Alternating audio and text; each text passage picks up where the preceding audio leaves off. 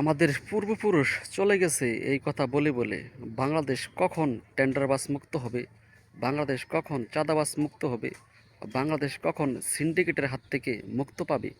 আমরাও বলতেছি বাংলাদেশ কখন চাঁদাবাজ মুক্ত হবে, টেন্ডারবাজ মুক্ত হবে, সিন্ডিকেটের হাত থেকে মুক্ত পাবে। আমরাও একদিন চলে যাব। এলপি গ্যাস, এলপি গ্যাস তো বিদেশ থেকে আমদানি করেন না আপনারা, তাহলে এলপি গ্যাসের দাম কেন বাড়িয়ে দিয়েছেন আপনারা? সামনে রমজান মাস আসতেছে, এখন সবজির দাম যা আছে তার চেয়েও দ্বিগুণ তিনগুণ বেড়ে যাবে এই সবজির দাম। আপনারা কি করবেন? হয়তো দুই এক জায়গায় আপনারা অভিযান চালাইবেন, অভিযান চালাইয়া দুই এক জায়গায় জরিমানা করবেন, আপনারা অভিযান চালাইয়া চলে যাবেন, আবারও আগের মতোই হয়ে যাবে। রমজানের পরে ঈদ আসবে, ঈদের সময় গাড়ি ভাড়ার ব্যাপারটা, আপনারা গাড়ি ভাড়ার ব্যাপারটা বিভিন্ন জায়গায় অভিযান চালাবেন, দু এক জায়গায় অভিযান চালাইয়া জরিমানা করবেন, আপনারা চলে যাবেন, আবারও আগের মতো গাড়ি ভাড়ার দাম বাড়িয়ে দিবে লোকজন।